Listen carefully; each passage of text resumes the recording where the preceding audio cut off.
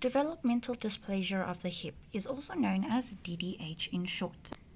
The risk factors for this condition are family history, breech presentation, female, and firstborn.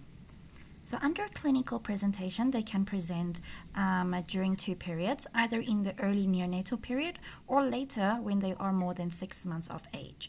So during the early neonatal period, the clinical manifestations would be your decreased abduction of the legs. There could be asymmetrical skin folds of the buttocks, a positive Ortolani test, and a positive Barlow test.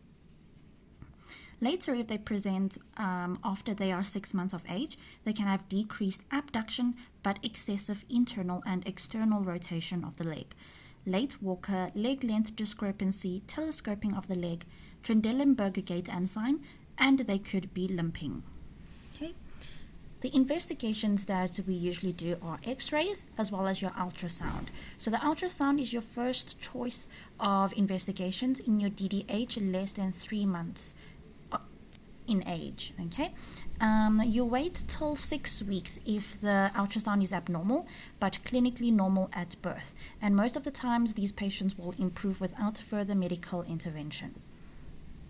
Under management, between birth and 6 months, you can manage with your Pavlik harness. Between 6 months and 18 months, you can do a closed reduction as well as speaker. And if they are more than 18 months old, then you can do an open reduction and sometimes with a femoral pelvic osteotomy.